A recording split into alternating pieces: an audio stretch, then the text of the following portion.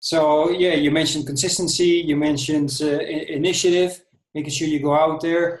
Um, what other skills or abilities would make someone like a successful or good entrepreneur?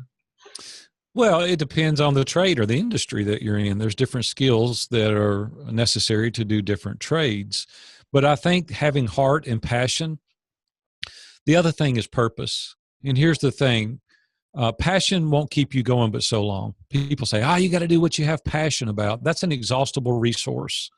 And eventually it wears out. Let me give you an example. Klaus, do you have children? Absolutely. Yeah. How old is one of your children? Five, And what's his or her name? Diego. Okay, Diego. So if there were two buildings that were 100 feet tall, standing side by side, and I put a board across those two buildings and said, Klaus, here's $10 bill.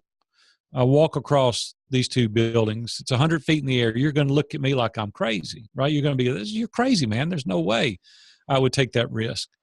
But if I were to take Diego and put him on top of one of the buildings and light it on fire, and there was a board across, no amount of money would keep you from going to get your son. No amount of money. So your purpose was greater, right?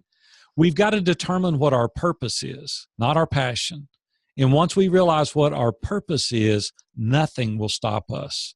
I go to bed every night thinking about ISI Mastermind. How can I add value? How can I help these guys? How can I give resources? How can I hold them accountable? What can we do to radically change their life? And I get up the next morning, it's first thought on my mind. What can I do today? See, I'm passionate about it, but there's a greater purpose, and the greater purpose is helping ordinary men become extraordinary in all they do. See, it's not just the personal side, but it's the professional side as well. Because in our mastermind groups, we spend equal time on both.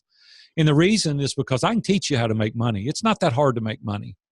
It's really not. But if you do it at the expense of your family, you still come home a loser. And if you make a ton of money at work and you come home with a pocket full of it to a house full of strangers, you fail miserably. See, businesses come and go. I can start more businesses. I can do whatever. It doesn't have a memory. But my wife and children, they remember, right?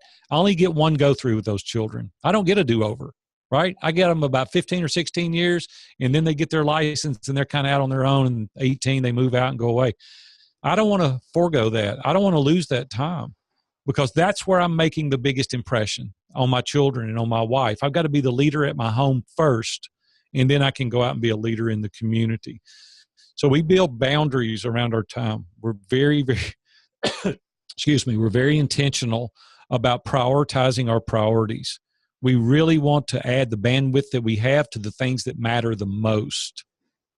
Gary Keller and Jay Papasan wrote a great book called The One Thing. We've got to figure out what that one thing is. And once we discover that, have a great amount of passion coupled with immense purpose, and you'll excel at everything you do as an entrepreneur.